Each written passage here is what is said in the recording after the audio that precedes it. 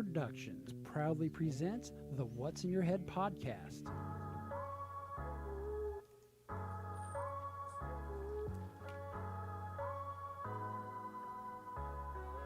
Digitized live from the Your company name here. studios in Cape Coral, Florida. It's the What's in Your Head podcast with your hosts Gordon and Don Abernathy. What's up, OG5? It's another Tuesday, but we've been gone for quite a while because it's been a hectic, crazy life around here, and well, I just haven't had time for you. I apologize. See? He just don't got time for you. Joining us from Las Vegas, Nevada, as always, is Gordon Abernathy. And joining us across the river known as the Loose and Snatchy, the one and only Mike, no use for a last name. Mike, how are you doing, sir? Wonderful. How's it going, guys? It's getting better. Little house cleaning, a little catch up, a little where the fuck have you been for the last 2 weeks? Well, we all had 4th of July and all that good stuff. And then Don got lost. Did we in come a back maze. after 4th of July? I can't remember. No. You got lost in a maze of storage units. Yes, I got lost in the new Cube Center down in Cape Coral, Florida. After about 4.5 days, they found me on the 13th floor back in the deep catacombs, curled up in a ball, sucking on a dead rat with my thumb and mic. Anywho, let's see, where to get caught up. As you all know, Carrie blew out her ankle and her knee on July 4th. No, I'm sorry, before that. 4 weeks ago today, or yesterday, whatever that was. So a long-ass time ago, like end of June, I think. Maybe July 1st, give or take. Long time ago. Has not got any better.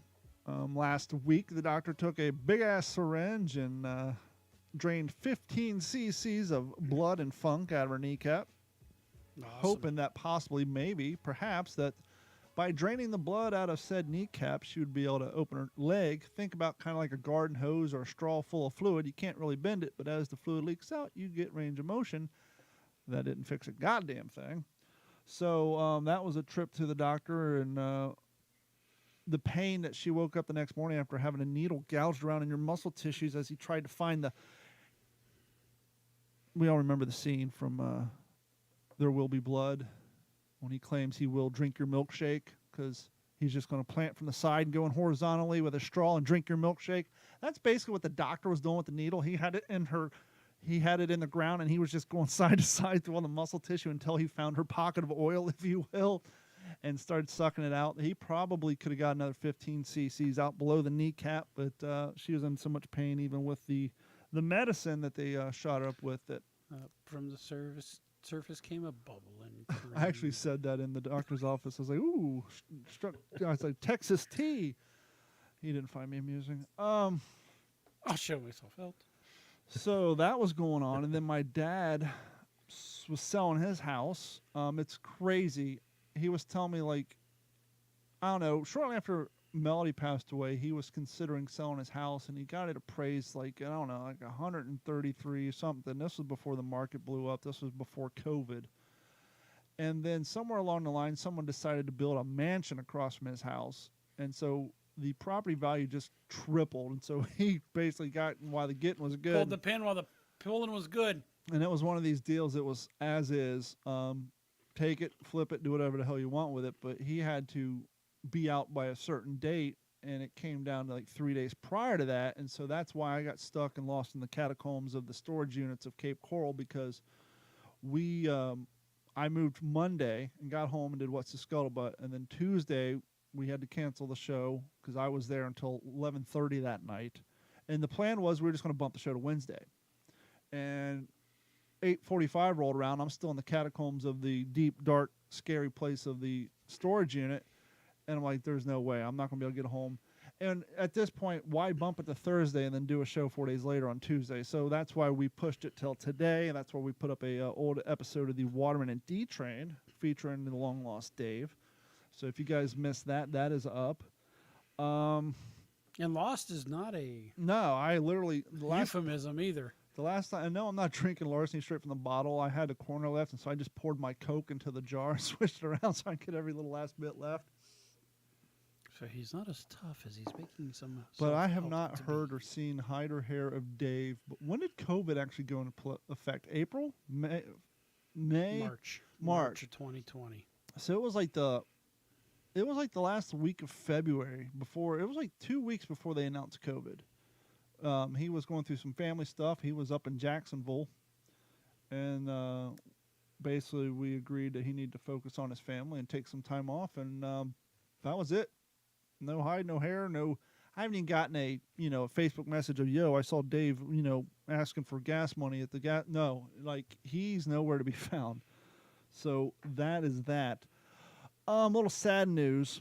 Speaking of my days in radio, long time ago, before the Stan and Haney show, I got part of a little show that some of y'all know, called the Liz Wild Show, and I was a listener and a frequent caller under the nom de plume of Donnybrook, which was the name Mickey, the producer / co-host, gave me at the time. Were you also referred to as Lightning Rod? No, it was just Donnybrook. It was Liz Wild was the host. Mickey was the producer. The co-host / producer, and then a guy named Jimmy, who was known as Tallulah Tripod, was their producer and editor. And then the board op was Double D Dave Devereaux, who's been around the radio around here forever and a year. So back then, we had recently opened up At Computers, had a fleet van, only had AM FM radio. That's right, kids. This was so long ago that CD was considered an upgrade. No MP3, But no yet Bluetooth. it was still in the 2000s. No Bluetooth. This was a 2002 Chevy Fleet van. It's the Fleet van you see rolling around with all the primer falling off because they had bad primer, so the paint just flakes off to the metal.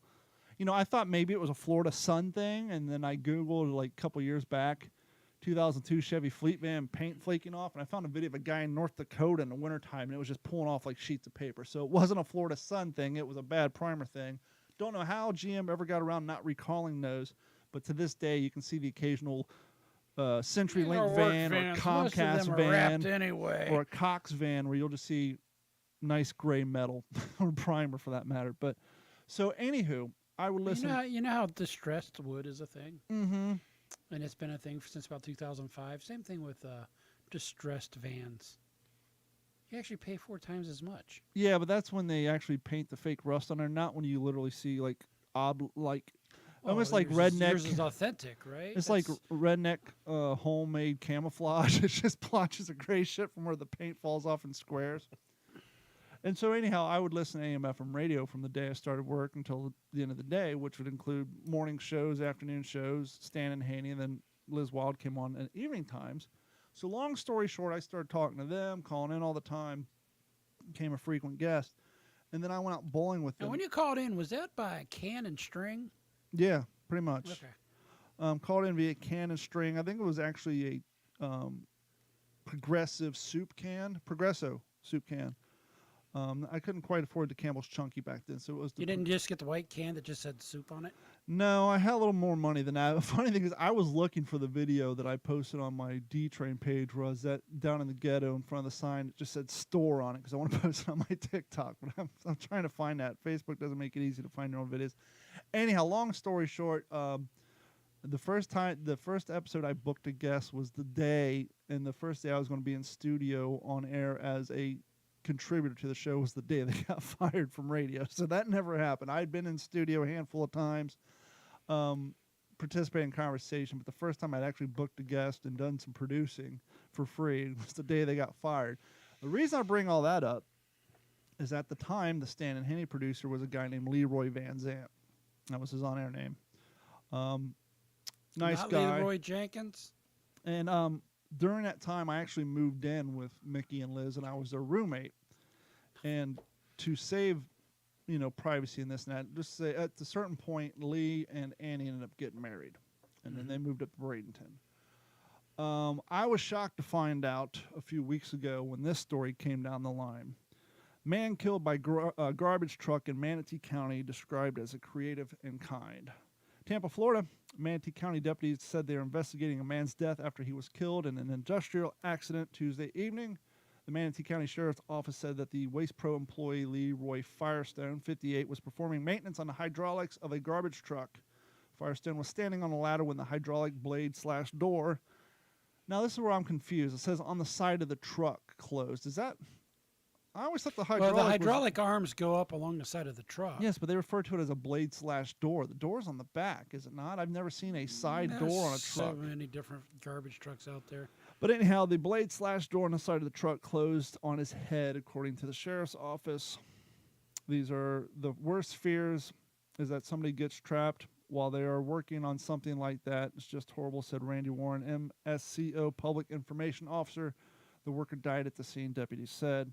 And you guys can go on and read more about that. But it was crazy because I knew him. Not only did I know him through Stan Haney because he was a producer, but like I said, at a certain point, him and Annie became married, and so he was around our house quite a bit, and I met quite a few people through him. So that is a devastatingly heartbreaking story, but it's so goddamn sad to hear that. And we've said before, you just never know.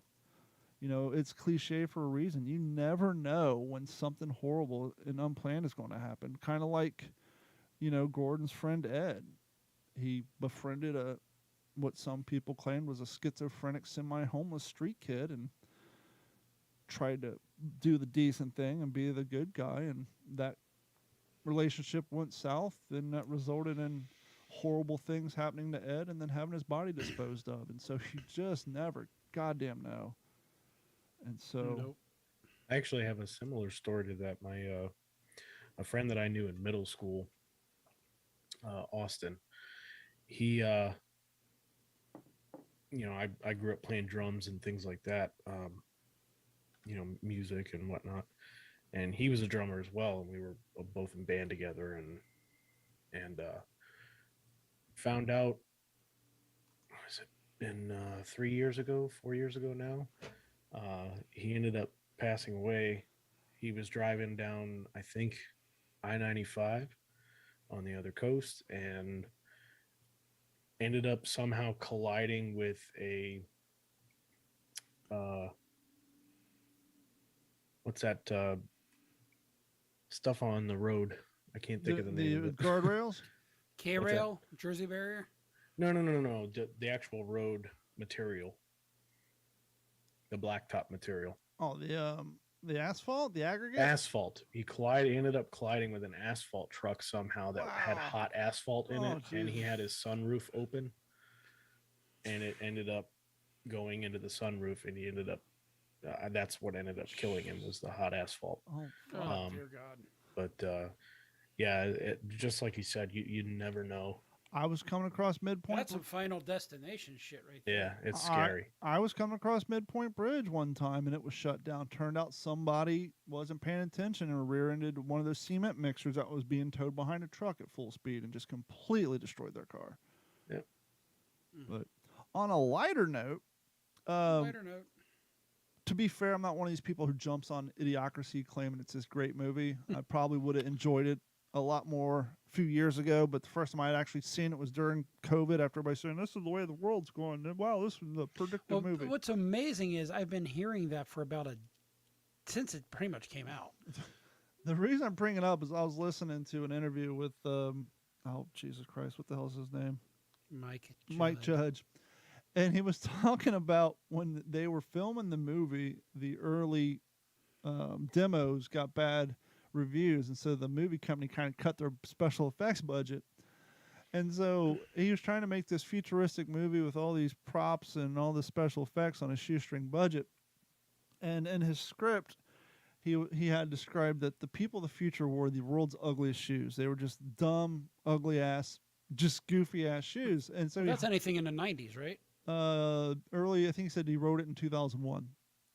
And so he's talking about how Basketball shoes. everybody in the future wears these world's ugliest shoes. And here's a fun fact. Go ahead, while you guys are listening along, go ahead and Google Idiocracy dumb shoes. And he was saying that the wardrobe lady came to him and said, hey, I got an idea of how we can save you money. We don't have to come up with these shoes. There's this Kickstarter for this up-and-coming company, and they make the world's ugliest shoe. You will not believe how ugly these shoes are. And she showed him a picture, and he's like, wow, those are god-awful. These are perfect for the ugly shoe of the future in this land of dumb people, because this is And he was like, we never thought the shoe company would pick up. It was a starter company. It was Crocs. Everybody in that movie. And you never realize it now. If you go back and look at the screenshots, everybody in that movie is wearing orange Crocs with the exception of the president.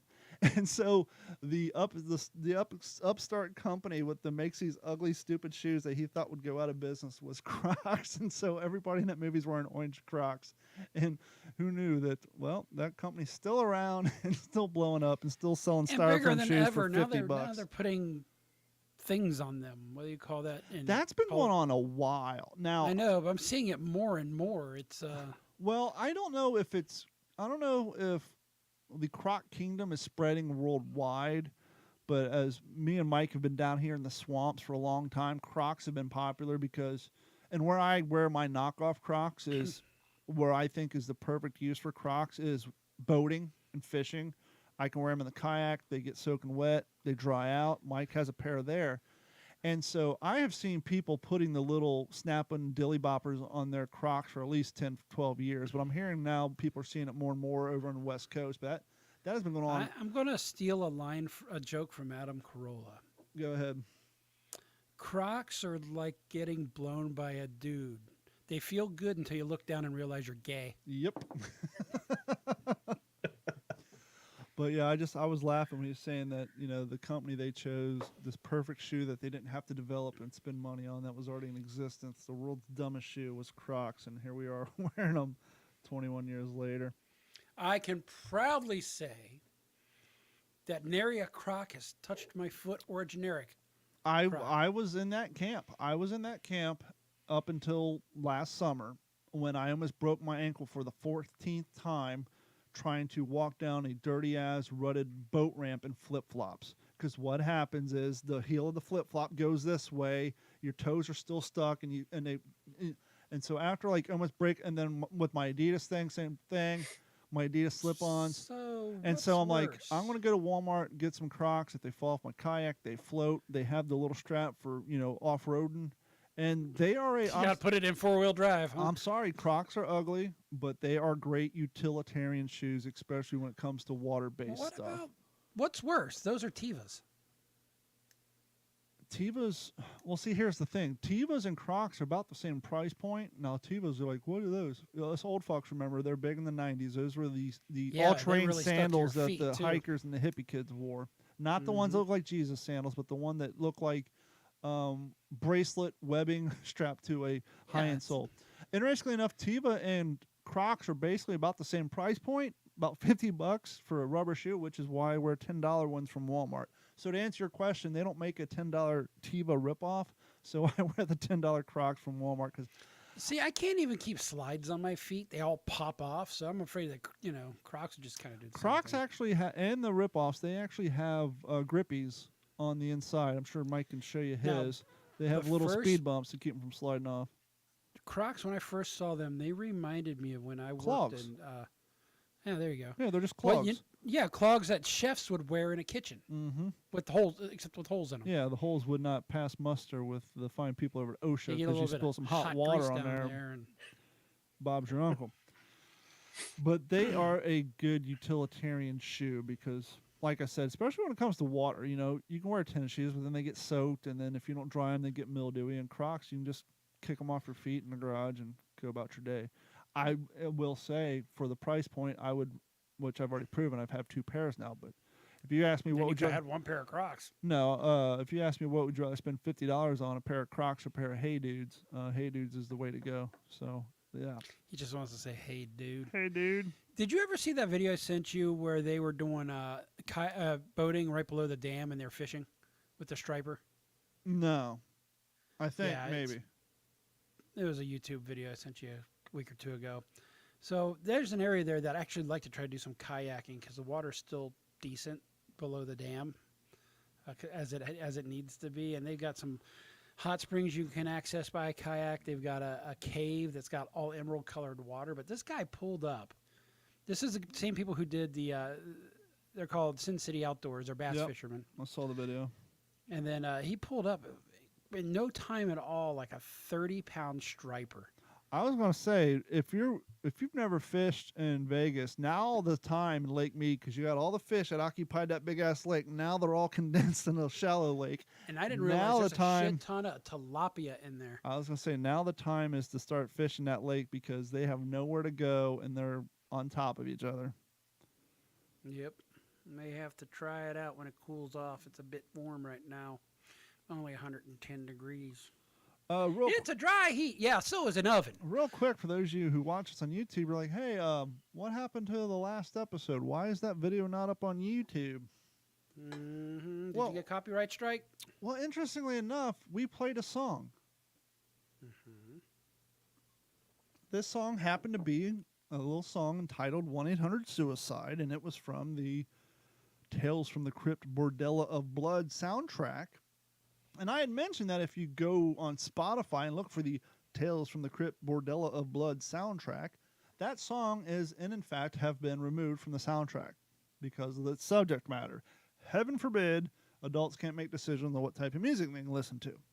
Now, we have played music on this podcast We before, can't even keep them shooting up fucking balls right now. and we have gotten our pee-pee smacked. But usually when we get our pee-pee smacked, it just says that this video is not available for monetization. No big deal. None of our videos are currently. And it also says that these videos cannot be played in certain countries. But no strikes, no fouls, no nothing. Just thought we'd let you know. I don't know if it's because of the subject matter of the song that we played. I don't know if 1-800-SUICIDE has a different copyright on it, but because we played that song, they will not let our they didn't mute it, they didn't take it out, they just our video thing cannot got be yanked. viewed on YouTube. So that entire episode, as far as YouTube is concerned, is GONE gone. So that's fun. So you can pick that up on your regular podcast platforms such as Spotify, Stitcher, and any other place you find fine and not so fine podcast. Apple Podcast, and such. We definitely prefer, you guys listen to Apple Podcast and or Spotify, just so that we can get higher numbers on those two. And besides, do yourself a favor. Google Play, for whatever god-awful reason, when you pause it and you come back and kick it off, it starts from the beginning all over again. Still don't know why. We've tried doing the show in I mono. think it has to do with a listenership thing, because if you listen to like some of the bigger podcasts, that's not a problem. Well, I don't listen to anything on Google Podcasts anymore. I listen to everything on Spotify and Yep. or Stitcher or the I migrated current pretty apps. much over to Spotify. I think you get everything there now. So That's all I listen to. I had an epiphany the other day. Gordon, let's go back in the Wayback Sled. Slide on down the hill. Let's roll back to the 90s and the early now, 2000s. is this a plastic sled or is this the one with the metal runners? This is going to be the round disc with the spray Clark Griswold Correct. style on it. What about the roofing material we've tried? Remember that? Yeah, the white rubber material. Mhm. But that was too hard because it was like trying to go down a ski slope on a carpet. It had no But it rigidity was to fucking it. fast. That it was. We're going to slide on back to the past. There was a terminology that Howard Stern used quite a bit.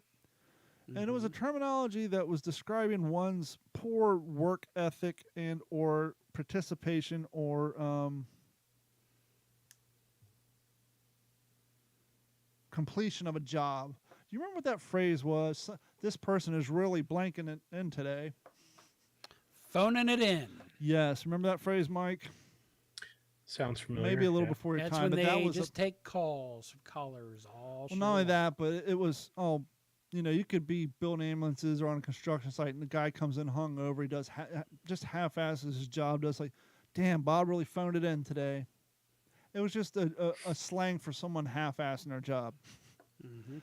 Fast forward to 2021 and 2022, and people still refusing to come to work, and they're demanding that they work from home. And I actually have a client who's actually moving all their stuff to the cloud and getting rid of their office because all the young cats they're hiring do Are not want to come to the they- office. Zooming it in. And we're complaining about how customer service sucks nowadays. Jesus fucking Christ! Don't even get me started You on that. call your internet provider, you call your phone support, you call anybody, you go to a restaurant. Literally, people are literally phoning it in, and it's fucking noticeable. No one wants to put in a full effort at work, and goddamn is it noticeable. The phrase phoning it in had never more. Perfect reason why a lot of these bigger companies are saying, "If fuck you working at home, you're coming back to the office." Yeah, and some of them are fighting it. And I'll tell you right now, somebody did it. I just turned 44, thought I was 45, but turned out I got to relive my 44s again. And me and my coworker, who is 51, we both made a career change late in life. And before I made that career change, I was talking to Gordon. I was concerned that my age may be a factor. And then I got to telling Gordon, I said, well, maybe with the great resignation that happened in 2021 with all the Generation Zs and the late age millennials refusing to work, that maybe business owners are going to look for the younger Gen Xers, the people in their 40s and early 50s, because we have that work ethic. And it seems to be the way of it is, because all the new people in my business are old ass fucks such as myself. So if you're an older gentleman such as myself or Gordon and you're thinking about doing a career change, but you're concerned that maybe your age might be a factor, first and foremost, as we always suggested today when he was part of this show, don't quit your job first. It is always... You ever remember, Mike, when you're in high school and you're single and you could not get a girlfriend to save your fucking life? And then you got a girlfriend? Speak for yourself. Play along. No. And then I when didn't you have that problem. and then when you got a girlfriend, it seemed like other girls were more interested in you. And you're like, how come girls seem to be more No. interested in me when I have a girlfriend than when I was single? I think it's just Dawn. Every time I was in a relationship with somebody or had a girlfriend or something like that, it seemed as though you're right. They were more, the flock would start coming in. Well, because you and- carry and yourself all of a sudden, differently. yeah. Well, and you'd if he's Chest puff your puffed chest- out a little you puff more, the yeah. chest, and then you walk with that swagger a little bit. well, like, yeah, you know that what? and if he's good enough for her, he's good enough for me. Whereas if he's single, what the fuck's wrong with him that no one wants? Employers are the He same must way. be defective. It's easier to find a job when you have a job. When you go into the 100%. interview and you say, yes, I can start, but I need 2 weeks notice or whatever, 3 weeks notice. Whereas, gee, Bob, I see you haven't worked in 4 years. They're less likely to hire you. So when you're wanting to make these career changes, don't quit your job first. It is always easier to find a job when you have another job because, one, you walk an interview, you're not as desperate because, after all, you already have a job. But two, the employer's like, well, this guy's good enough for this company. He wants to leave. It's probably the company's fault. And unless you're a social reject, you can probably conduct that interview and land the job. So now is Yeah. the time to make that transition. Because, Well, back in '09, when everything went to shit, '08, '09. I mean, the first time, Yeah, so the company I was working for, I'd been there a while. Well, you had an option. You can either take a 25% pay cut or join all the other schlubs on the unemployment line. I said, I'll take my 25% pay cut and I will use it because all these other schlubs are going to stop and then they're going to have a harder time allegedly getting a job later. We'll use it to get myself out of the field and into the office. I had a goal of being out of the field and into the office by the time I was 40, and I hit it by about... Actually, by the time I was 45, I beat it by 7 years, nice. which is good because I really couldn't walk well after the end of a shift because of my back. My back, my neck, my back. My and back, my which neck. kept me out of court, and everything else, it kind of fucked me up. So, yeah.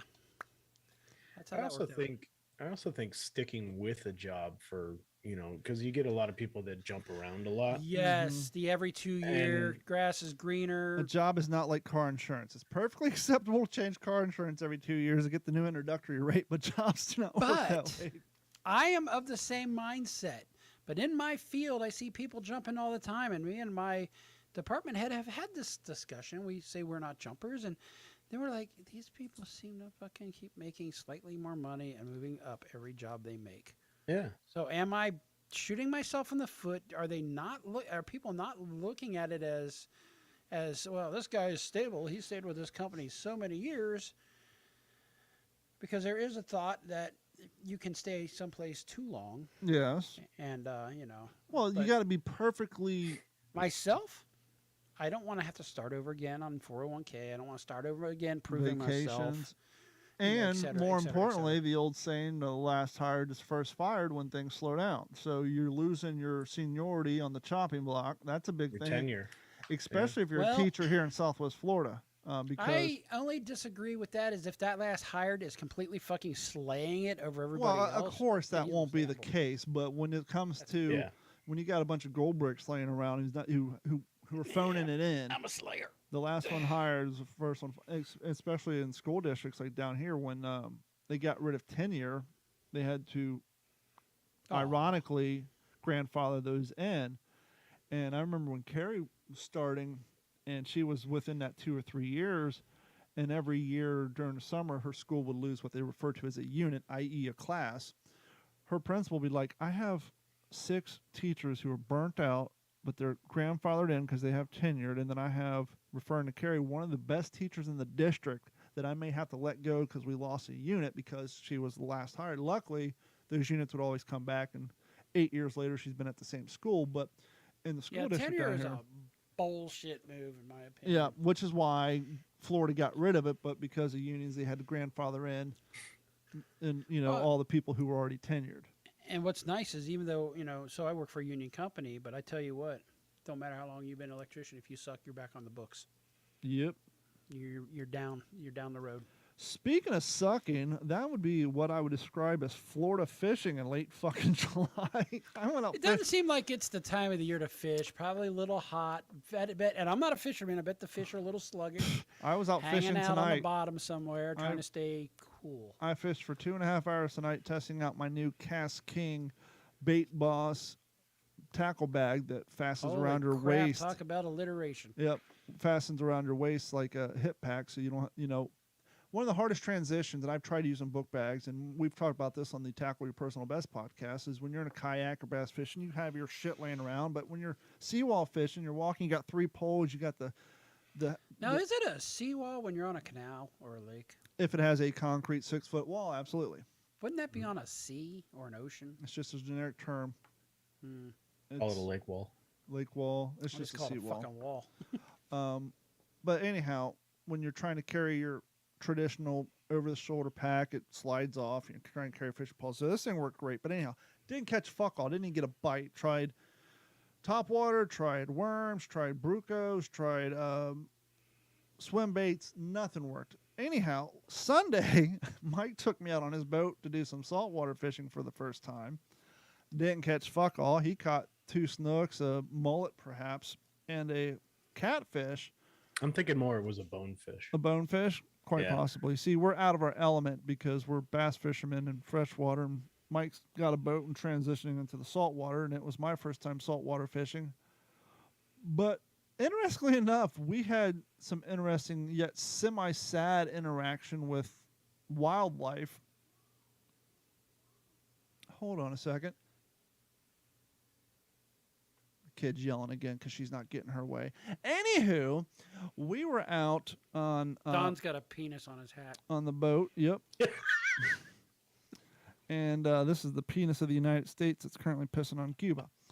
That was the old saying. But anyhow, we were fishing, and we heard Gallagher, by the way.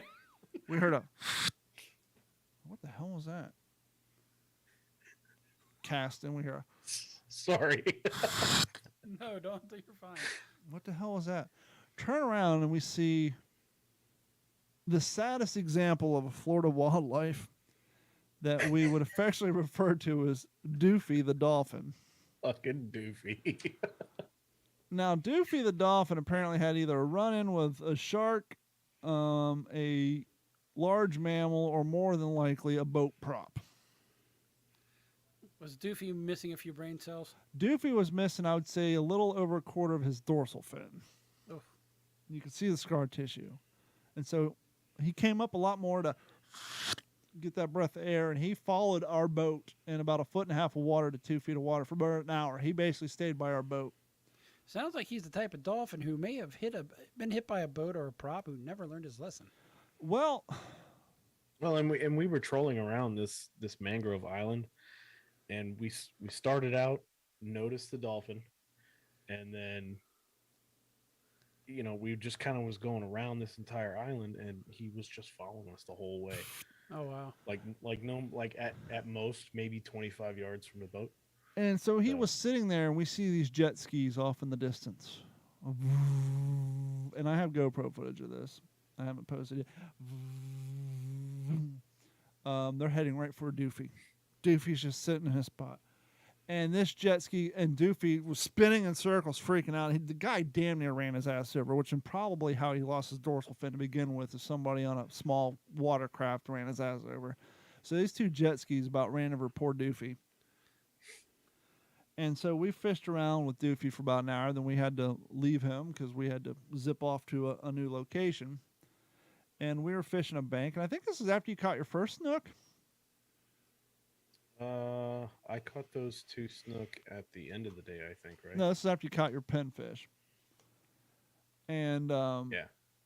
we saw this little inlet going down. It was too narrow for us to go back in the boat, but we were casting down there and casting down there. And I see this wake coming towards us, and this brown, like, little star-abyss creature kind of looked like a crab. And I was like, what the fuck is that? And I thought, well, maybe something had a crab in its mouth, because it literally looked, all you could see was just this brown crab-shaped thing, nothing else, and wake. You're like, what the hell is it? It was a manatee and its baby. And the brown thing you're seeing is prop damage on the back of the mother man. It's her scar tissue. Her whole back is just scarred all the hell from boats running over it. And so the 2 wildlife that we saw were both mutilated by probably boat props. It's kind of fucking sad, really. And then we ended up seeing a big-ass manta ray, which was probably 6 or 7 feet wide, just swimming right below us. Yeah, that was only about a 2 foot of water. Yeah, so we saw a lot of cool wildlife. I didn't catch anything. We got rained on, which wasn't that bad. Actually cooled things down. No lightning, no thunder. It was just a sprinkle, but Mike caught 2 snook, and I'm sure he'll get into more detail on that on his next episode of Tackle the Personal Best. But it was my first time, with the exception of when Stan and Dad and I went out shark fishing back when K-Rock was doing their last bass tournament thing. So Is that the last one they did? I'm not sure. Well, funny enough, I actually grew up saltwater fishing. Wasn't until I moved to North Carolina and moved back that I really kind of got into bass fishing and freshwater fishing in general. I mean, I've been on a boat since, my mother can tell me stories of, being in her belly and, while she was pregnant with me and out fishing on the boat and stuff like that. And been out on a boat since I was 2 years old. So, Oh, there you go. saltwater fishing is actually my first, go-to way of fishing. And then bass fishing just happened to kind of tag along the way. Well, Gordon and I grew up on my dad's boats, and we would do maybe go out twice a month fishing, but we never caught fuck all. Yeah. I think the biggest fish I remember caught. The fish smelled Dad coming. I swear the biggest fish we ever caught was that catfish that I caught that we took home. It took that thing survived a half-hour ride home, 45-minute ride home out of water, and took 8 blows to the skull with a ball peen hammer before he was able to put it out of its misery so we could eat it. Soak it in some milk, and then. But I don't Go ever from there. recall catching a bass over any real size. I mean, we did a lot of minnow fishing. We didn't do any, I course. tried the crankbait. I don't think I knew how to use it. Yeah, and fishing lures have come a long way in the last 30 some odd years too. And but yeah, Absolutely.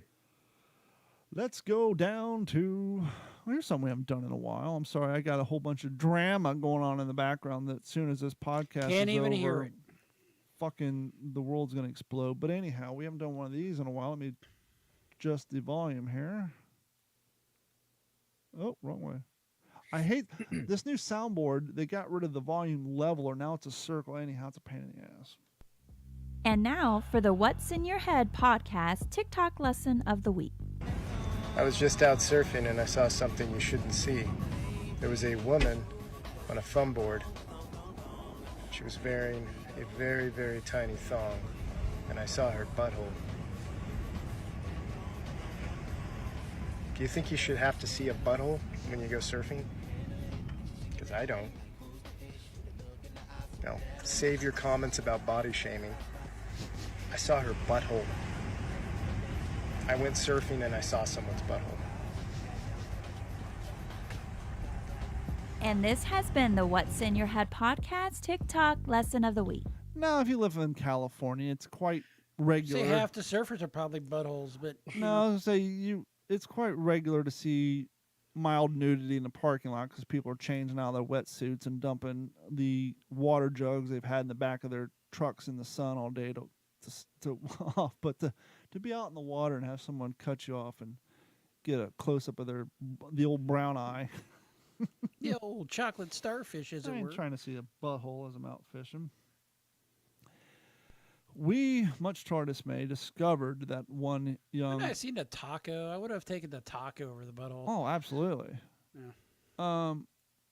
We Is that just a fuzzy flounder? Depends on how the taco looks. Yeah, that's true. If the taco looks like roast Don't just- beef that's don't been just hanging open- around for a while. Yeah, don't just open that can of worms and expect perfection on the first try. Should look like it's been blown open with a 12 gauge. we found out at the beginning of the show that Mike No Use for Last Name has not seen a single episode of Yellowstone, which is sad in and of itself. Yeah. But one of the things Hollywood and Hollywood actors and actresses are synonymous with is, well, let's be honest, they tend to be hypocritical. Duh. So this story coming out of Fox News, do you have that story? You want to read that story, Mike? You have better pronunciation of people's names. You got the name right. Yeah, sure.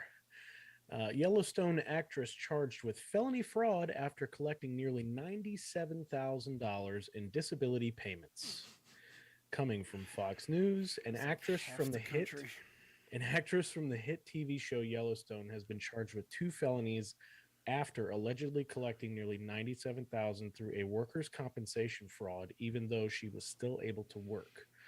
Koryanka Kilcher, 32, of North Hollywood, has been charged with 2 felony counts of workers' compensation insurance fraud after she received $96,838 in temporary disability benefits between 2019 and 2021. That's a good haul. According to the insurance department, Kilcher... And I'm sure she got COVID relief checks, too. Yeah. According to the insurance department, Kilcher collected the funds for several months while she was working on the set of Yellowstone. Kilcher played Angela Blue Thunder for 4 episodes that aired in 2020. That is... Kilcher initially started collecting disability insurance after she injured her neck and right shoulder while riding in the production vehicle on the set of Dora in October 2018, the insurance company said. She also denied working the following year, citing several neck pains resulting from the injury, the company added. In a statement, the company said Kilcher returned to work and then resumed her disability payments. According to the record, she turned to the doctors and stated receiving disability benefits. Now, I'm not... Hey, kids, you want to watch a new show? It's called Dora Explorer Insurance Fraud. Well, what's funny? I'm sure how this whole thing came to light is this show blew up, right? And somebody's watching it and like, oh, wow, who's this chick? Some insurance adjuster somewhere. Yep, somebody who's filing claims and talking to this chick on the phone and pushing through is like reading the credits. Oh, who's this chick?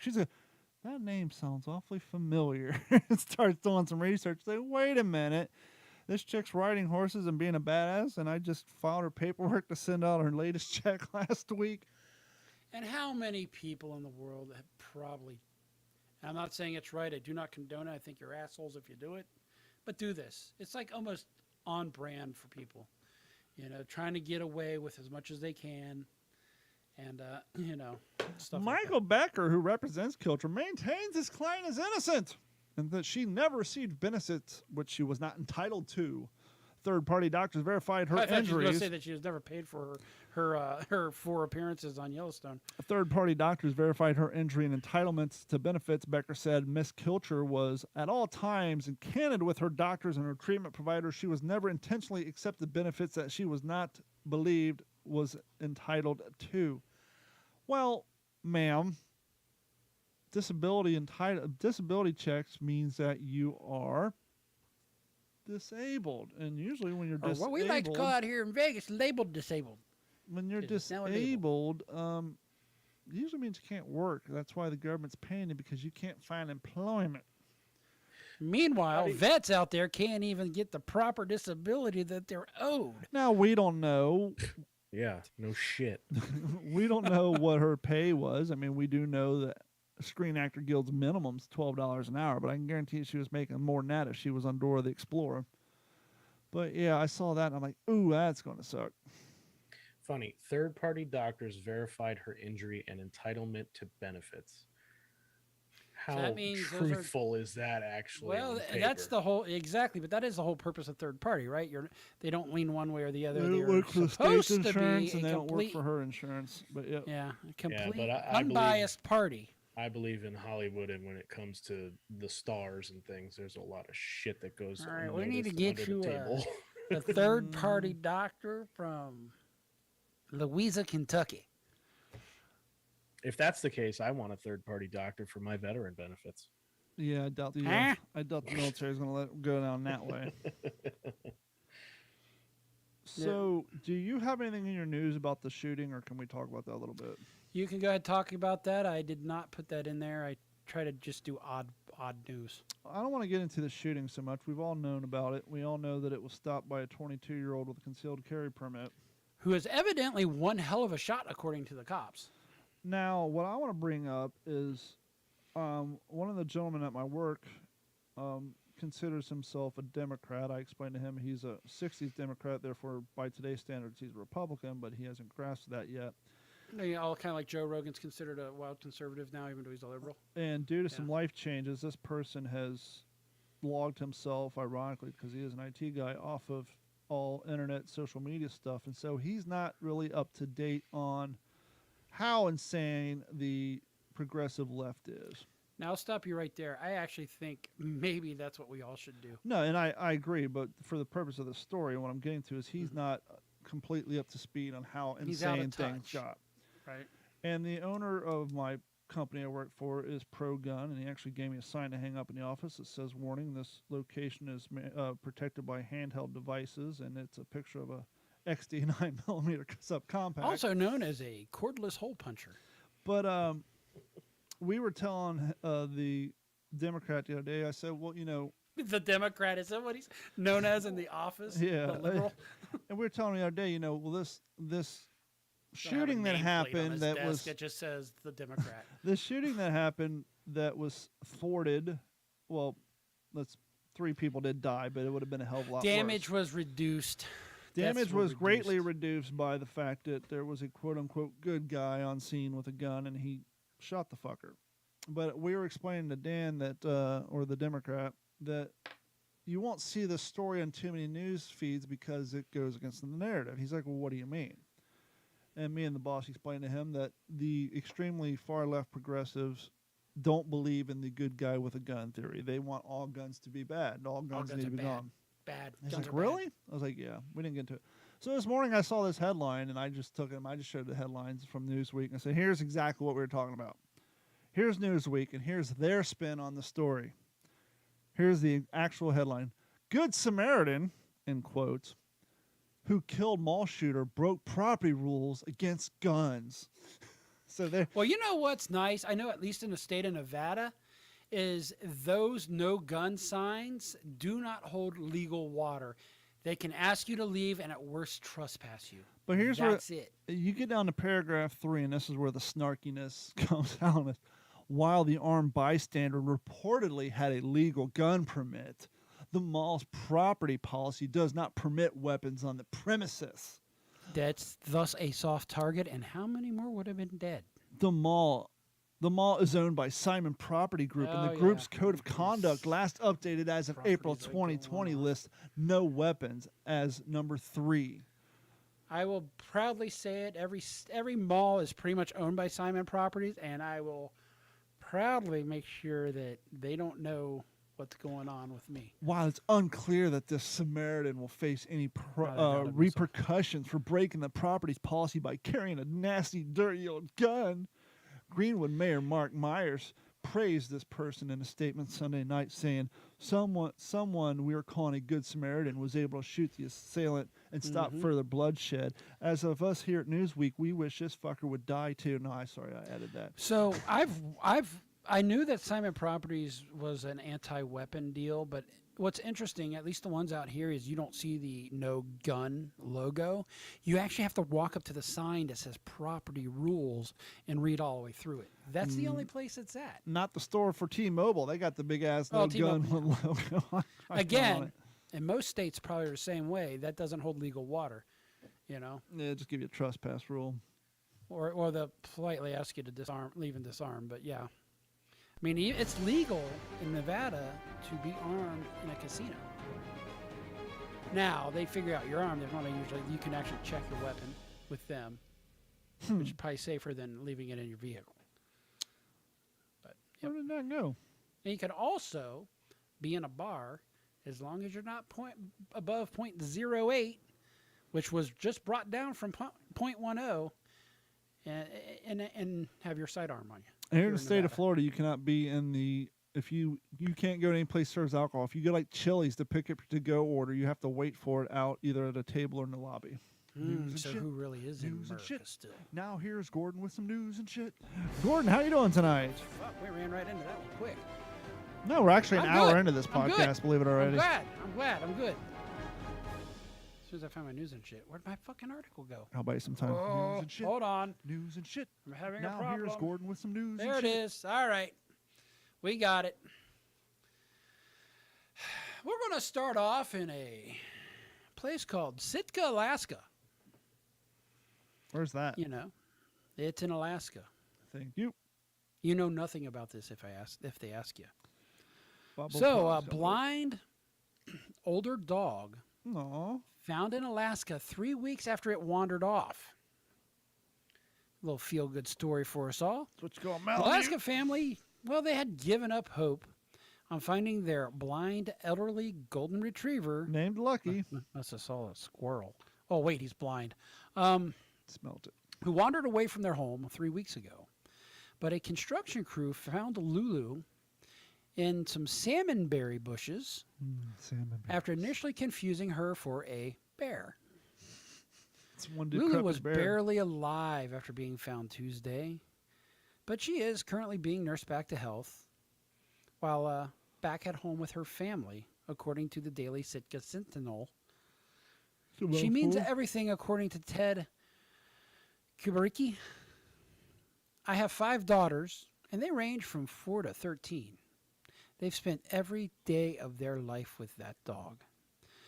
The Kubaricki family searched for weeks after Lula wandered off on June 18th. Aw. She's just so helpless. You can kind of imagine that she can't go real far because she can't see.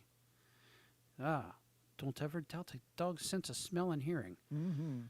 It didn't help when the family was the subject of a terrible joke when somebody claimed they found Lula a few days into the search, because people suck. We put the kids to bed and got a text saying we found your dog, or I have your dog, or we're like, oh Who my the fuck God, this does is that? incredible. And then the person texted me, just kidding. Fucking trolls. Put that You- phone you number know on what? the internet. You deserve punched. I was going to say, put I'm that phone number on sorry. the internet. Yeah, I don't care how age you are. If you're that kind of person, you deserve Swift kick to the get your dick. comeuppance. You know, so we're, blah, blah, blah. So after searching weeks, family gave up hope, but then the construction crew that spotted Lula lying in the brush alongside a road not far from their home, which was basically 15 meters down an embankment. And they 15 meters, it's again, fucking thought it was Alaska. a bear. Use Closer they feet. got, they realized it was a dog. It's Alaska, not fucking Canada, eh? No one knows what 15 meters is. Although alive, Lulu is in bad shape. The 80-pound dog had dropped 23 pounds since she was lost. She was dehydrated, dirty, and her fur was, well, matted. But Lulu was saved, and a family is much happier. Now we're going to go all the way from the furthest northwestern state of the United States to the furthest southeastern state of the United States. The dick of the country. The dick of the country. Hopefully you make it there on time before this story and your luggage does not get lost. Crestview, Florida. Florida deputies, well, they had to use a taser to stop a man who tried to avoid arrest by fleeing from You ain't gonna get me, Oh. copper. Okay, so they got to use this taser. This guy's trying to flee. They're doing good. They're using non-lethal. How fast could this guy be running? Did you say Well, he wasn't Crestwood, running. Florida? Huh? Crestwood? Crestview. Okay, I was like, where the fuck's Crestwood? He was fleeing on a riding lawnmower.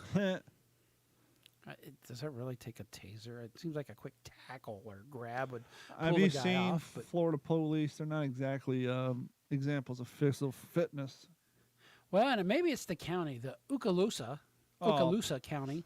This place is borderline fucking Alabama. It's up in the Panhandle. It's north of Destin. It's literally right across the border from Rome, Alabama. Well, according to the sheriff's office, they said they was trying to serve an arrest warrant on the 40-year-old man and found him on a mower in his backyard. You can't catch me, copper, as Don said. They shouted at him to stop and get on the ground. I bet he had a Budweiser in his hand.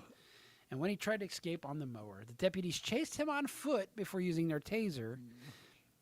And I imagine this is all flat ground, too. There's probably not a hill to be found. Yeah, if you're on 10 East heading towards Louisiana, you're going to drive dead nuts through Crestview to stop off at McDonald's and get some gas. It's right off of Interstate 10 East or West. Check this out, though. When he was finally caught, deputies found him with a revolver, a handcuff key, Yeah. and a pipe with a little bit of that methamphetamine residue in it. He is now facing charges of grand theft of a vehicle, felony criminal mischief, 2 counts of resisting an officer, a count of possession of a concealed weapon by a convicted felon, and carrying a handcuff key. Crestview is a city in felon. Oskaloosa County, Florida, United States. Population of a whopping 27,134. So chances are everybody in the town knows this guy. So is carrying a concealed handcuff key an actual problem? Yes, if it's a handcuff key that fits actual Leo grade, some keys, Yeah, handcuffs. that's true. not if you It's got not the it's one not from the fuzzy flea handcuffs market. that you Yeah, use for the old lady. yeah, not those. It's the one that actually fits police handcuff keys. So from Crestview, Florida, we're going to skip right over to a place called St. Cloud, Florida. St. Cloud, not Minnesota, but Florida. Eh? Traffic on Florida's turnpike stopped moving because we're fucking punny for several hours Monday. Well, why? Because a cattle hauler caught fire. Steak. Where the fuck is this place? A dozen of cows blocked the roadways, according to authorities. The hauler's semi-cab began to catch fire shortly before noon near St. Cloud, which is located south of Orlando, in case you're looking. Well, it's you ever heard of According to- East Lake Topa? TOHOPEKALIGA, Mike. Oh, that's just go fuck yourself. Well, it's one of those goddamn Native American names we can't pronounce. You ever heard of that place? It's not Lake Okeechobee. What's it called? You want to make me spell it again? Yeah, I didn't hear you the first time. It's called Ah. East Lake, TOHOPEKALIGA. Topologlia. Topekalia? Yeah, something That like may that. be it. And if that wasn't hard enough, that's East Topeka. There's actually a Lake Topeka down in the west. Is it next to Lake Titicaca by chance? Nope. Titicaca. Wrong country. Anyway, there was about 70 cows once they opened the flaming tractor trailer's doors that wandered around on the freeway trying to escape the flame and smoke. Local fire department responded to extinguish the fire. No injuries were reported of man nor beast, and the cattle hauler was towed from the scene. Florida's turnpike was closed in both directions. Traffic was diverted for nearly 4 hours of inconvenience to people as officers dealt with the fire and rounded up the cattle. They do not currently know what caused truck fire. So we all live in kind of touristy destinations. Boy, do we. What's that? I said, boy, do we. Jerome, Arizona. I think it's one of our cousins' favorite places to visit. Police is using an old Arizona mining town that gets 1 million tourists annually, and they're warning residents. What are they warning residents? They're warning them to stop yelling at visitors or they can face harassment charges. We need that money that's coming in from the snowbirds, so don't be harassing them, you sons of bitches. Well, Jerome, with a huge population of 450 people, Wow. Ooh. it's like Big Sky in the off season, was once home to one of Arizona's largest copper mines and is now a hub for artists. Oh boy. Tourists take in its scenic views like and Matt visit Lachey. stores. I need to drive down there. That's like probably 2 hours from here. And visit stores and bars along the winding mountain road that passes through it. Something tells me that it's going to be near Flagstaff. I'm going to guess. But Jerome police say on Facebook this week that it has come to our attention that some people visiting our fine town on short visits and using lawful short-term parking passes are being yelled at or having notes left on their vehicles by local residents. How long did And it that word warned. take to spread when you get a population of 400 people? I had more people in my graduating class than that. Yeah, me too. Yelling, and it also warned yelling at or leaving notes could, in some cases, constitute harassment under Arizona revised statutes. Mhm. Jerome is located about 110 miles north of Phoenix. Man, I nailed it. That's near Flagstaff, and was designated a National Historic District in 1967. Residents who think people may have violated parking regulations are asked to contact police. So now that we've got out of the sticky icky of Florida, and we went to the dry desert lands of Arizona, we figure we want some more humidity. So back to Florida we go. Charlotte County, Florida. Ooh. A North Fort Myers, how you say that, Don? North Fort Murr. Fort Myers? Fort Fort Murr. Myers? I heard you pissed off people when you say that. Mhm.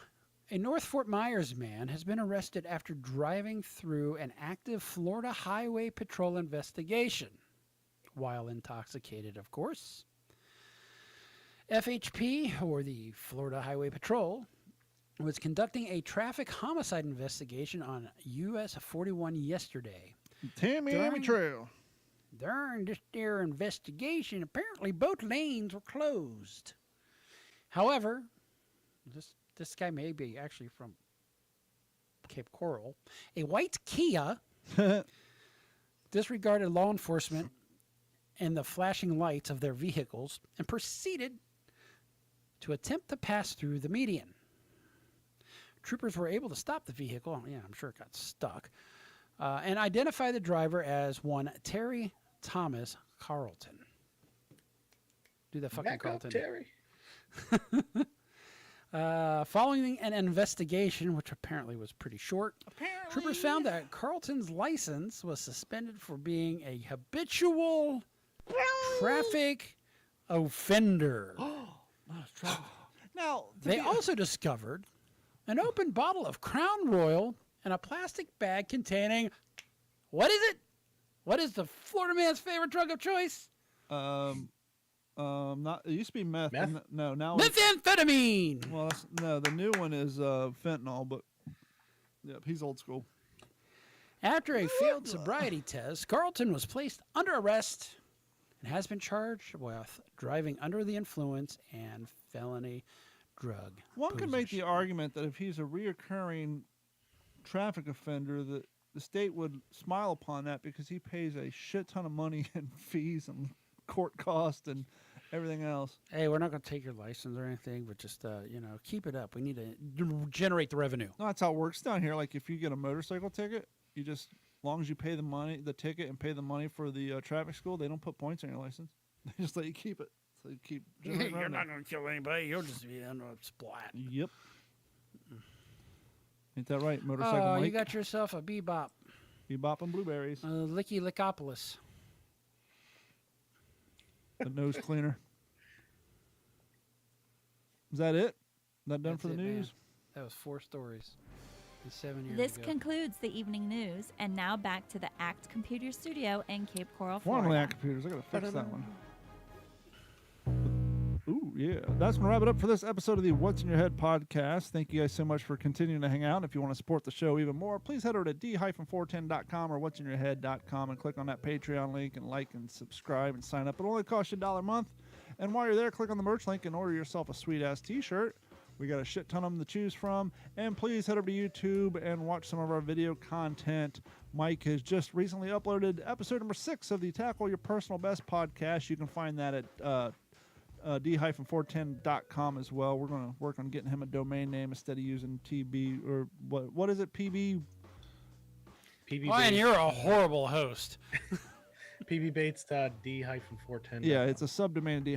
Just go to d-410.com, click on the link, and it'll take you right there, and you can listen to all the shows and as well as download them through Google, Spotify, etc., etc. That is the Tackle Your Personal Best podcast with Mike, no use for a last name, and his partner Ron. And I think that's going to wrap up this episode. I'm going to go ahead and hit this and mute the mics because World War III is about to kick off here in the house because, well, the kid continues to do things the kid's not supposed to do. So until we see you all this time next week, thank you guys so much, and we'll see you then.